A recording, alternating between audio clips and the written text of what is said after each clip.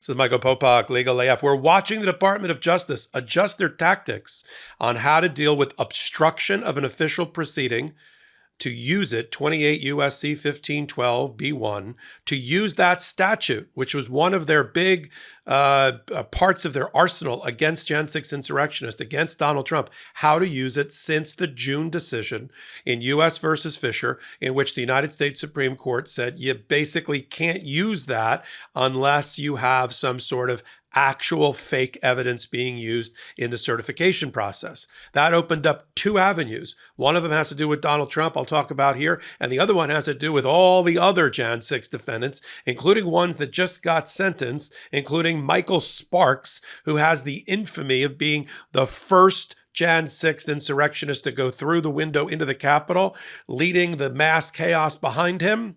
And he just got sentenced to 53 months in jail, well above what even the U.S. Probation Department recommended to the judge, Judge Tim Kelly, a Republican appointment. How is the Department of Justice handling the cards they've been dealt by the United States Supreme Court in their 6-3 decision?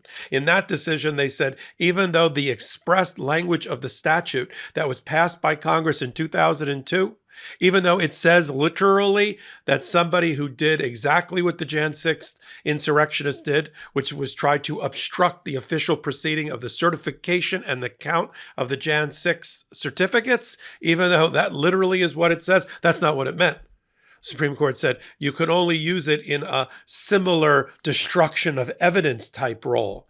So if you don't have the facts that support destruction of the actual physical certificates, although we all know that's what the Jan 6th insurrectionists were trying to do. They were trying to hang, lynch in an angry mob and burn down the Capitol and stop the count. That was the purpose of being there, but not to this United States Supreme Court, which sits in some hermetically sealed alt-right wing ivory tower. So the Department of Justice now has to deal with it. On the Trump side, it was relatively easy because a path was given to them by both Ketanji Brown Jackson and Sonia Sotomayor on the moderate side of the court, if you will. In their concurrence, Ketanji Brown Jackson said there is a path to continue to use 1512 obstruction of an official proceeding if you can tie it closely to the count, to the certificates. In other words, if you get a re-indictment, you can do it that way. And they went one thing further. In the majority opinion, citing back to Justice Sotomayor when she was a judge on the Second Circuit Court of Appeals before she was elevated, she said basically if there's fake evidence involved or the fabrication of fake documents, that could also support a 1512 count. So on the Trump side, that's why the new superseding indictment coming out of the new grand jury preserved the 1512 counts against Donald Trump by leaning into the fabrication of false elector certificates by Donald Trump and his minions as a last gasp effort to cling to power. False evidence, fake certificates equals a path, narrow as it may be, to get a 1512 conviction to withstand Supreme Court scrutiny. Now, what do you do with all the other Jan 6 insurrectionists? Let's use, for instance, two examples. One of them is Michael Sparks, who just got sentenced. And the other one is Thomas Robertson, who also is about to be resentenced. I'm going to use those two examples of how the Department of Justice is craftily, creatively coming up with a way around, instead of continuing to hit their wall in the brick wall of the United States Supreme Court, find a way around it. And they did it in two different ways. In the Michael Sparks case, where he just got sentenced several days ago to one of the highest sentences of somebody that wasn't a Proud Boy or an Oath Keeper, 53 months in jail. Just to show you as a point of reference, the probation department said 21 months was okay. The Department of Justice asked for 57, and Judge Kelly sided basically with them, citing all the reasons Michael Sparks was really a bad guy. He followed in Dominic Pizzola, a Proud Boy who broke the window. The next one in was Michael Sparks. Michael Sparks, as Officer Eugene Goodman testified at his trial. Eugene Goodman was the person, the valiant soldier, a valiant Capitol police officer who was able to, once confronted with a dozen of these guys, including Sparks, was able to distract them, have them chase him while members of Congress and their staff sheltered in place until they could be removed from the Capitol. Because if these guys had gotten into there, now we're talking about assassinations. Now we're talking about death and bloodshed. And so Goodman testified that he was struck initially by Michael Sparks himself being so aggressive.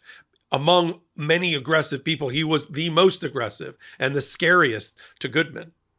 The first person he confronted when he got through the Capitol was actually Sergeant Victor Nichols. Victor Nichols wisely did not use his service revolver. Had he done that and shot Sparks right there, that would have been, no pun intended, a spark that could have made this attack on the Capitol even worse, and he valiantly decided not to do that, discretion being the better part of valor. But he testified as a victim at the sentencing for Michael Sparks with tears in his eyes. This is a police officer, and said how scared he was and how this could have gone even worse in the annals of history.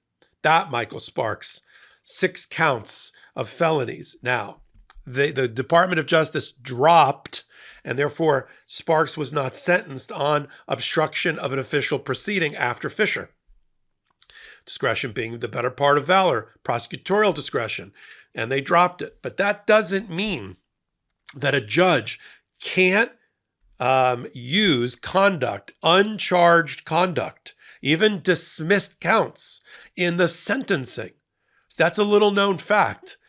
Sentencing judges have tremendous discretion in evaluating conduct and behavior, even that which is not charged, uncharged crimes, dropped crimes. So Judge Nichols was able to use and was urged to use by the Department of Justice the obstruction conduct, even though they weren't able to keep the obstruction count in front of the jury for the conviction, which happened several months ago. Traditional bed sheets, they can harbor more bacteria than a toilet seat. It can lead to acne, allergies, and stuffy noses, and it's just gross. Miracle Made offers a whole line of self-cleaning, antibacterial bedding, such as sheets, pillowcases, and comforters that prevent up to 99.7% of bacteria growth and require up to 3 times less laundry. Using silver-infused fabrics inspired by NASA, Miracle Made sheets are thermoregulating and designed to keep you at the perfect temperature all night long, no matter the weather. So you get better sleep every night. Miracle sheets are luxuriously comfortable without the high price tag of other luxury brands and feel as nice, if not nicer, than sheets used by some 5-star hotels. Stop sleeping on bacteria. Bacteria can clog your pores, causing breakouts and acne. Sleep clean with Miracle. These sheets are infused with silver that prevent up to 99.7% of bacterial growth, leaving them to stay cleaner and fresh 3 times longer than other sheets. No more gross odors. Go to trymiracle.com/legalaf to try Miracle Made sheets today. And whether you're buying them for yourself or as a gift for a loved one, if you order today, you can save over 40%. And if you use our promo, LegalAF, at checkout, you'll get 3 free towels and save an extra 20%.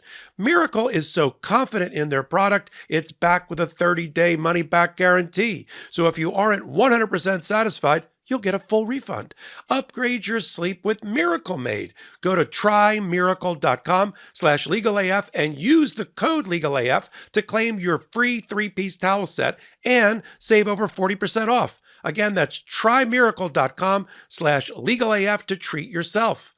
Thank you, Miracle Made, for sponsoring this episode. So let me just explain that one more time because it's a little confusing, but I'm going to unpack it.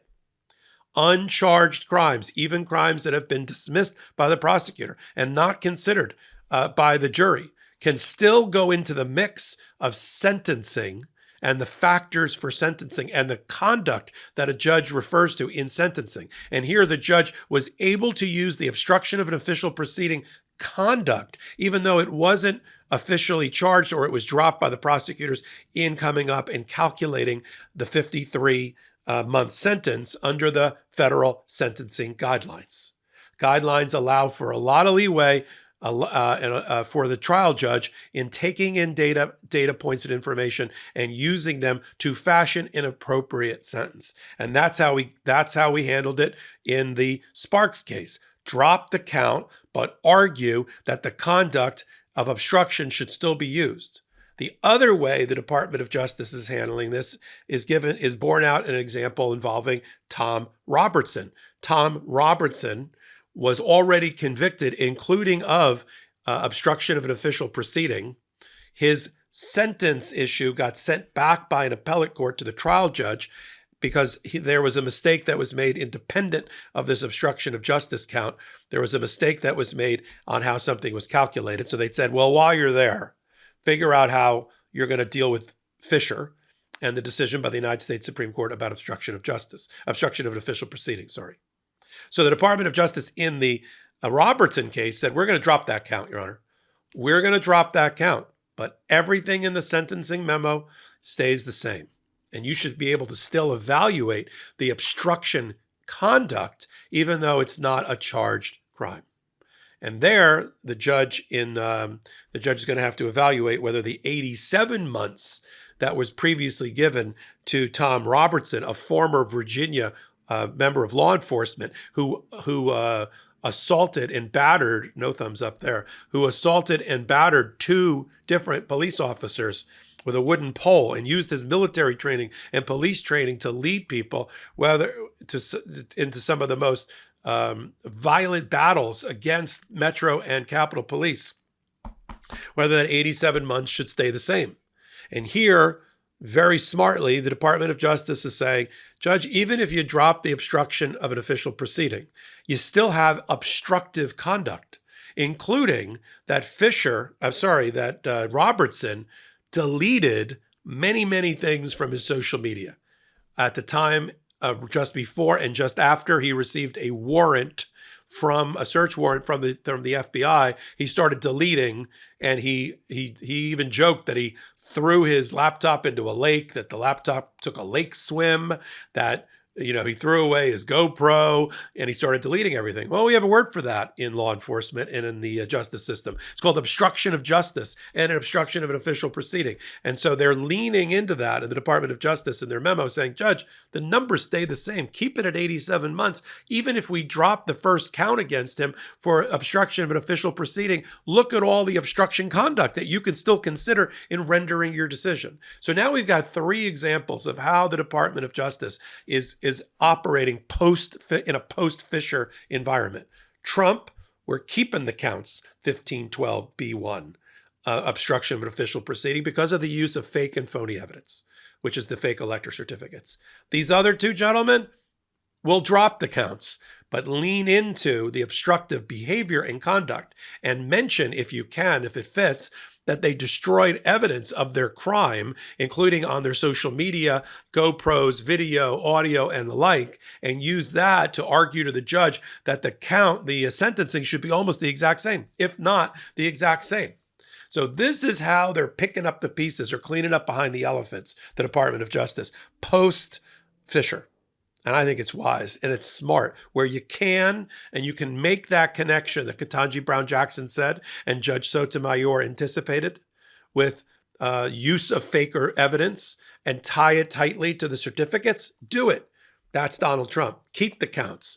When you can't, discretion is the better part of prosecutorial discretion is the better part of valor. Drop the counts, lean into the obstruction as conduct that can be considered by the judge, and come out the other side in the federal sentencing guidelines with almost the same, if not the exact same, recommended months or years of sentence. And that's how they're handling it. So for those that threw up their hands in June and said, oh boy, everything's gone, all of these floodgates are going to open, all these Jan 6 defendants are going to be released. Listen, I might have said something like that at one point on Legal AF. We don't have to worry about it. We know that the Department of Justice already built into plea deals. If they took a plea deal with somebody that had 1512 as part of their counts, they already built in that if something ever happened to 1512, knowing that the Supreme Court is the Supreme Court, they could retry, re-indict, plea deal over, or the prosecutors could keep the plea deal at their discretion. So they already had that. And there's only out of 1,600, 2,000, whatever the total number is, of Jan 6 insurrectionists, there's only a very small handful, like less than one hand, that were just indicted for obstruction of an official proceeding. The 99% of them were indicted for multiple felonies. So there's different ways. It's like a math table. There's different ways to get to 10, 7 and 3, and 5 and 5, and 8 and 2. It all adds up to 10, and that's the really good belt, suspender for our people overseas. Braces, belt method of just really prudent approach to what if. And making sure that they had airtight cases, airtight convictions, and airtight sentencing. That's the job of our Department of Justice and prosecutors. We'll continue to follow how, in each individual case, the Department of Justice deals with the post-Fisher world out of the United States Supreme Court decision in June, right here on the MeidasTouch Network and on Legal AF. Join us on Wednesdays and Saturdays at 8 p.m. Eastern Time, where we bring you the cutting edge. We sit at the intersection of law and politics so you don't have to. And we curate the top 3 or 4 stories at the intersection of law and politics as practicing lawyers, bringing it to you straight. We're no censorship. We're unplugged. We're unvarnished.